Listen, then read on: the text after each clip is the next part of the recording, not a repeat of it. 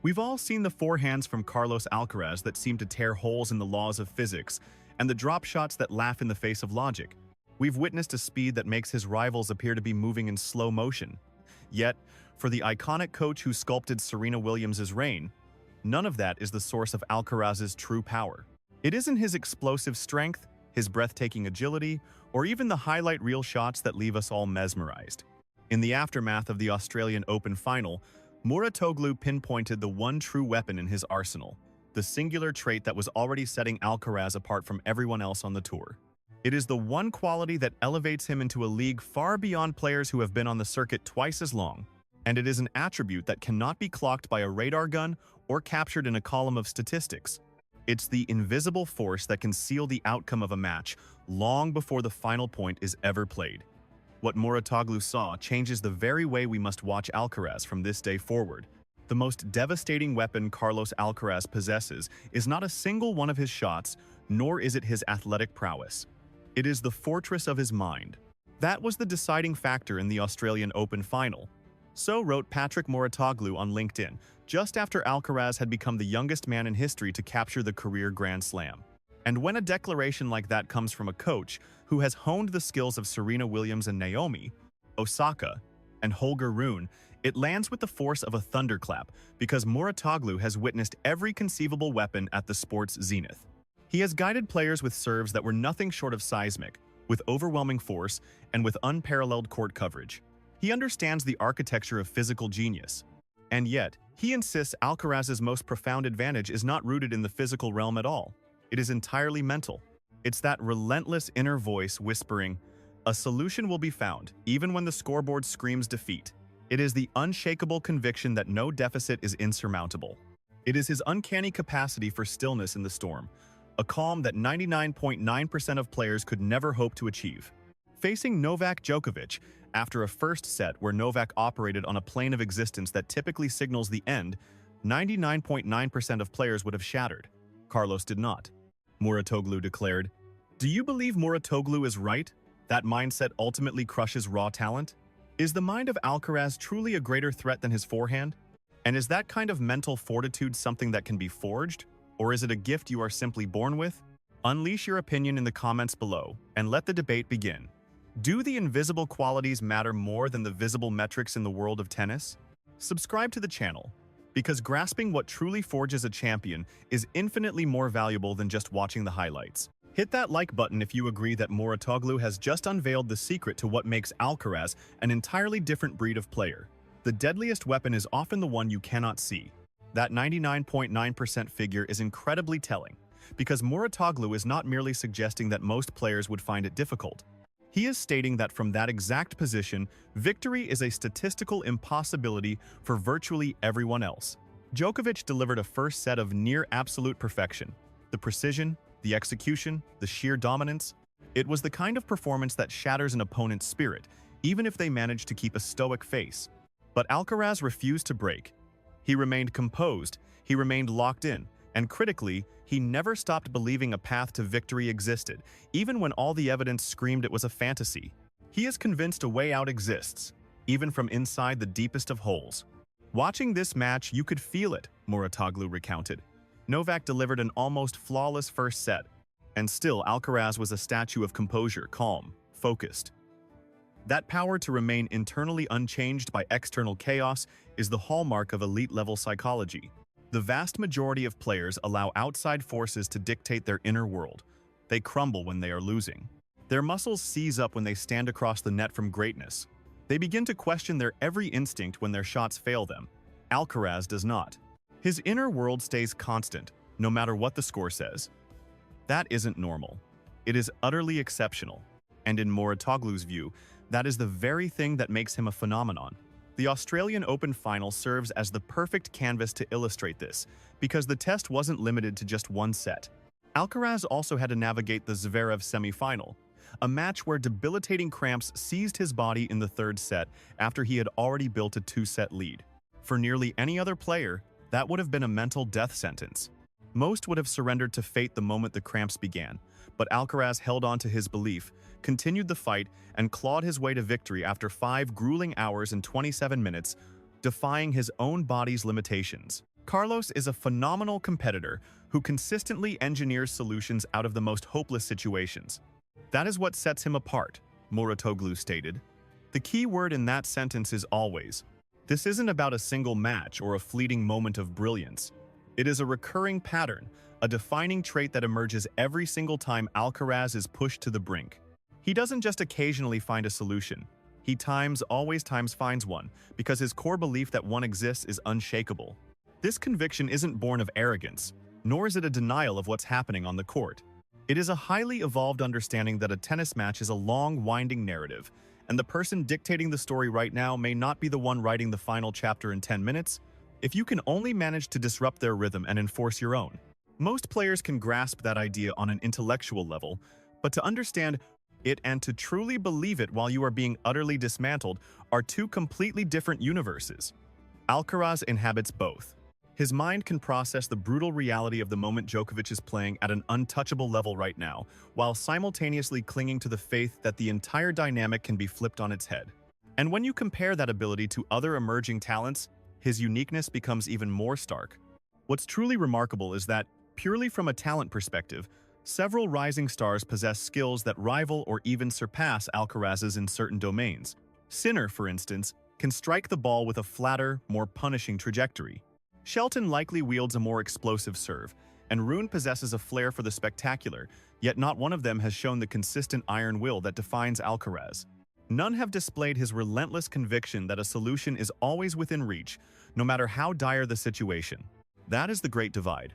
That is the very thing that crowned Alcaraz, the youngest man in history, to achieve a career Grand Slam. Mouratoglou's observation that the final wasn't a contest of tennis was profoundly insightful, because it wasn't. It was a war of the mind, where one combatant maintained his poise, in the face of immense pressure, while the other's resolve wavered when the stakes were highest. This fundamentally changes how we should perceive the sport. We become so fixated on the mechanics, the forehands, the serves, the footwork, that we overlook the silent psychological war raging just beneath the surface. Who is grappling with more nerves? Whose belief is more unshakable? Who can sustain their peak performance when the pressure is suffocating? These internal conflicts are often the true arbiters of victory, far more than the physical duels. And Alcaraz is conquering them with a mastery that players twice his age are still chasing. The cultivation of this mental fortress was no accident. From his early years, Alcaraz collaborated with sports psychologist Josefina Cutilas. She armed him with mental models to navigate pressure, sharpen his focus, and manage the weight of his own ambitions. He possesses an incredible gift for refusing to linger on a loss or a triumph for a moment longer than necessary. Cutilas noted that this capacity for swift emotional reset is what anchors Alcaraz in the present. He isn't haunted by the previous point, nor is he anxious about the next. His entire being is concentrated on the one thing he can influence, the now. This acute awareness of the present moment, fused with an unwavering faith in finding a way, creates a psychological formula that is nearly impossible to defeat. He doesn't waste energy panicking about what could go wrong. He doesn't get trapped ruminating on what already has. He simply analyzes the immediate reality and executes the most logical action, unclouded by fear or wishful thinking. The difference was on stark display in his semifinal against Zverev. Zverev was on the precipice of victory, leading by 2 sets and up 5-3 in the 5th, but he couldn't deliver the final blow. The sheer magnitude of potentially capturing his first Grand Slam title completely consumed him. His serve, his most trusted weapon, deserted him in his hour of need because his mind betrayed him. Alcaraz, in that same crucible, only grows stronger. His game elevates. For him, pressure is a catalyst, not a crippling agent. This is the mental fortitude Mouratoglou speaks of. It's the rare ability to elevate your game when everything is on the line, instead of crumbling under the weight of the moment. Alcaraz himself has acknowledged his mental approach, citing his unpredictability as his ultimate weapon. His opponents are left guessing, but this creative shot-making is born from a mind that is utterly free. He is fearless enough to attempt anything because he is not shackled by the dread of failure. He has absolute faith in his ability to deliver under duress. That faith is everything. You simply cannot attempt audacious drop shots on critical points without that deep well of self-trust. You cannot unleash massive forehands while serving to survive in a match if you don't possess an unyielding belief in your own execution. Alcaraz's choices on the court may seem daring, but they are anchored by a profound self-belief, painstakingly built over years of mental conditioning and competitive triumphs. Physical prowess is, of course, essential. You can't win a Grand Slam with willpower alone if you lack the strokes. But Mouratoglou's argument is that Alcaraz's physical tools are not one of a kind. Others can hit with equal power, others can move with equal grace, others possess a similarly well-rounded game. The chasm that separates Alcaraz is his ability to summon those gifts when the pressure is at its absolute peak, precisely when his rivals cannot. His forehand is a lethal weapon, but only because his mind grants him the freedom to swing away in the most pivotal exchanges. His court coverage is breathtaking, but only because his mind remains serene enough to anticipate and react perfectly amidst chaos. That mental resilience is the bedrock upon which his entire game is built, allowing every other component to operate at its zenith. If you take away that foundation, the physical talents become erratic and fail under duress. This is the phenomenon Mouratoglou is highlighting. It's the unseen force that amplifies all of Alcaraz's visible talents, making them devastatingly effective. The lesson for his rivals is a daunting one, because mental toughness isn't something you can simply imitate like a backhand or a serve strategy. Djokovic took decades to sculpt his mental game into the impenetrable fortress it became. Nadal's legendary fighting spirit was forged over years in the fires of competition and hardship. Alcaraz, at just 22, already wields that fully formed weapon. He isn't in the process of building it, it is already complete. And that is a truly terrifying prospect for the rest of the tour, because his physical and technical skills will only continue to improve, while his mind is already in a class of its own. Do you believe Mouratoglou's theory that mindset trumps pure talent? Is the mind of Alcaraz truly a greater threat than his forehand? And is this kind of mental armor something that can be built, or is it a gift you are simply born with? What truly forges a legend in tennis, the raw, quantifiable power or the unseen, unshakable will? The debate begins in the comments. Forget the highlight reels. We're dissecting the very soul of a champion. Subscribe to understand what sets them apart. And if you agree Mouratoglou has just unveiled the phenomenon of Alcaraz, hit that like button. In the grand arena of tennis, the most formidable weapon is the one wielded inside the mind. The annals of the sport are a testament to one truth. Mental fortitude is the ultimate arbiter of greatness. It was Bjorn Borg's heart of ice under fire that rendered him a god in his era. It was Pete Sampras's uncanny ability to summon thunder from his serve just to survive a set. It was Roger Federer's legendary grace, playing with absolute freedom on the precipice of defeat. It was Rafael Nadal, a force of nature, who taught the world that no point was ever truly lost. And it is Novak Djokovic, whose mind is a veritable fortress, allowing him to steal victories from matches that, by all statistical rights, were already lost. Every single titan of the sport possessed this otherworldly mental strength. This is not a coincidence. It is the blueprint. Physical gifts can catapult a player into the top 10, but it is the mind that earns the crown and builds an empire. And then there is Alcaraz. At just 22, he is already commanding the court with the mental acuity of a seasoned master. This is completely unprecedented. Most athletes toil until their late 20s or early 30s to forge that kind of psychological armor. Even Djokovic's invincibility was not fully realized until after 2011. A young Nadal showed cracks on any surface that wasn't clay. Even the great Federer battled his own nerves in major finals before his first coronation. But Alcaraz, he wages war in 5-set epics while his own body screams in rebellion from cramps, and he wins. He stands across from Djokovic in a Grand Slam final, suffers a first-set demolition, and rises from the ashes. At 22, he closes the door on major championships without a flicker of doubt. That reality is what should terrify the rest of the tour. The architecture of his mental power is worth exploring, for it is built on something far more substantial than blind faith. Alcaraz operates with what psychologists define as a potent combination, a growth mindset fused with an intense awareness of the present moment. This growth mindset transforms every challenge from a threat that must be feared into an opportunity that must be seized. So, when Djokovic delivered that masterclass in the first set, Alcaraz's mind was not consumed by the thought, "I cannot defeat him." Instead, a question formed. What tactical shifts are required? In that moment, crushing pressure is reframed into a strategic puzzle, and fear gives way to a search for solutions. His immersion in the present moment acts as a shield, protecting him from the ghosts of past errors and the phantoms of future outcomes. His entire being is focused on processing and responding to what is happening right now. It's why he can remain so composed when behind. He isn't contemplating the act of losing. He is contemplating only one thing: the next point. Together, these two mental pillars create a psychological state perfectly optimized for peak performance, a mind unburdened by anxiety and unshackled from mistakes. He is simply out there, living from point to point, fueled by the unwavering belief that for every question his opponent asks, an answer can be found. We cannot ignore the hand of the architect in this masterpiece, Juan Carlos Ferrero, though their partnership has ended. Ferrero was his guide from age 15 to 22, sculpting him through the most critical years of his evolution. And Ferrero was a warrior in his own right, a man who clawed his way to world number 1 and conquered Roland Garros not with brute force, but with a brilliant mind. It was Ferrero who taught Alcaraz the chess game of point construction, the art of solving problems under fire, and the virtue of patience when the well runs dry. Those teachings are not just lessons learned. They are woven into the very fabric of how Alcaraz perceives the game. And though Samuel Lopez is his coach today, the mental foundation that Ferrero laid remains the bedrock of his kingdom. To truly appreciate this mental supremacy, you have to look at the landscape of individual sports. In a team sport, one player can have a mental lapse, and the collective can absorb the blow. In tennis, if your mind breaks, you break. End of story.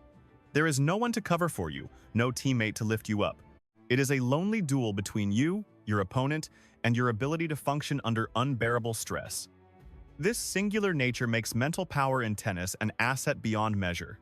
And it makes the elite mental game of Alcaraz at just 22 years old all the more staggering to witness. He has achieved mastery over the most difficult aspect of a punishing sport before most even understand the curriculum. The sophistication of his mind is revealed in the small rituals he performs during a match. Watch him between points. Everything has a purpose. He commands his breathing. He anchors his focus on his racket strings or bounces the ball in a deliberate, steady cadence. These are not nervous habits. These are tactical behaviors meticulously designed to keep his mind tethered to the present, to keep the storm at bay. While sports psychologists preach these exact methods, most athletes cannot execute them when the pressure cooker is about to explode. In the heat of battle, the training is forgotten. They are consumed by the emotional tide. But Alcaraz, he adheres to his routine even when the match itself is unraveling around him. That goes beyond strength.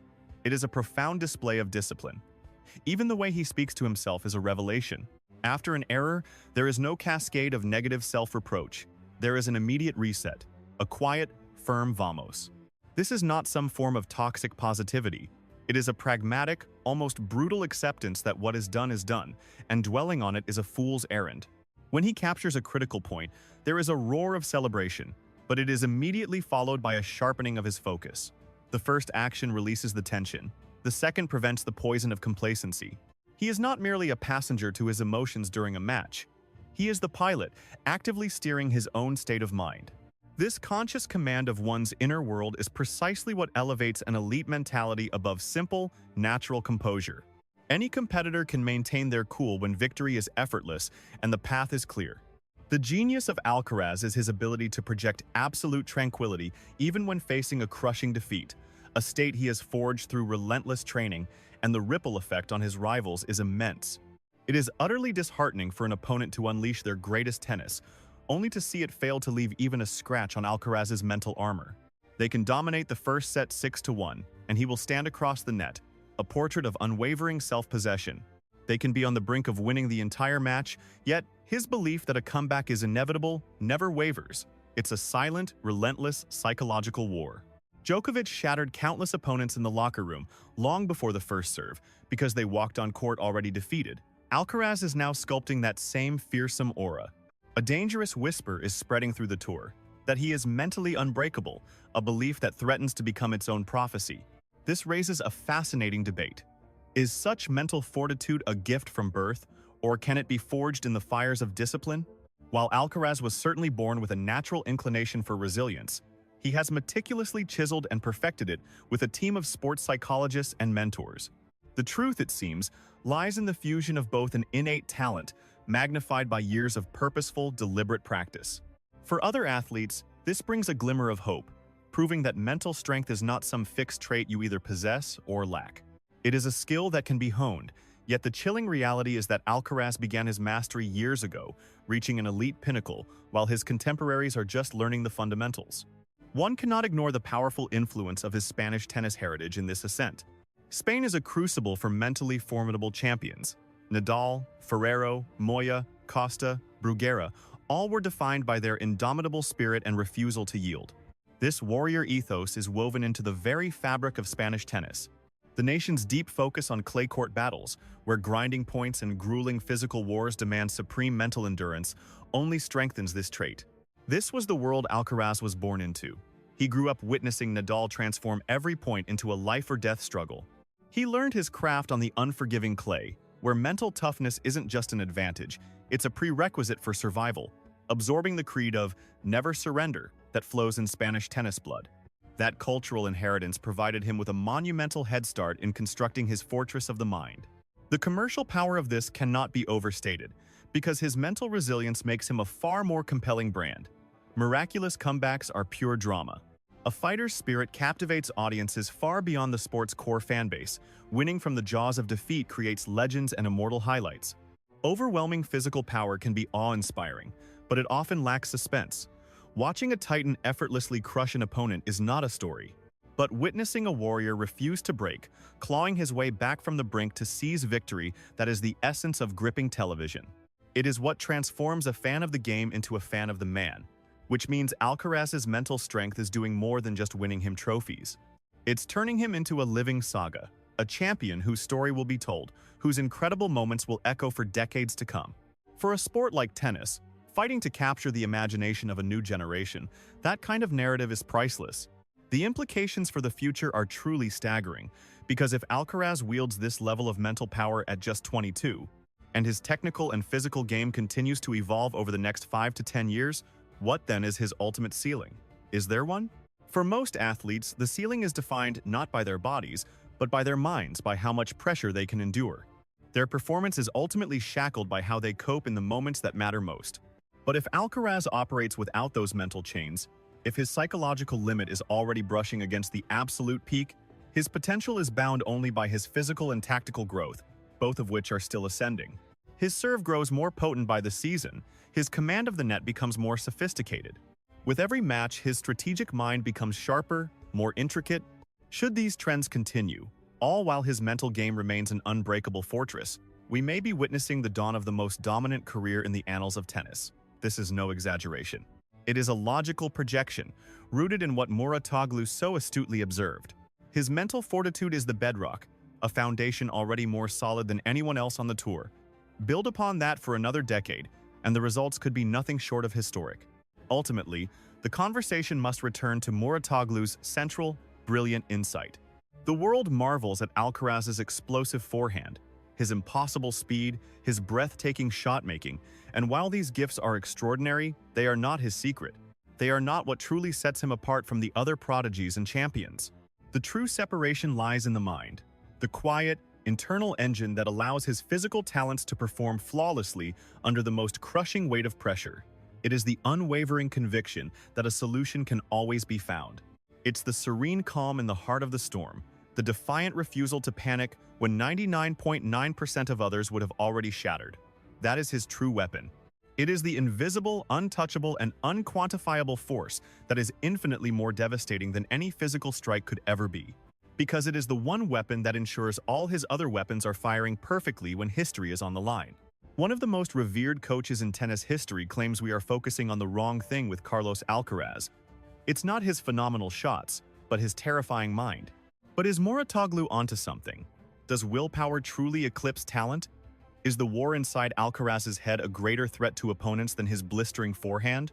And is that kind of mental armor forged, or is it simply innate? Share your verdict in the comments and let's settle the debate. Do the immeasurable forces in tennis matter more than the stats?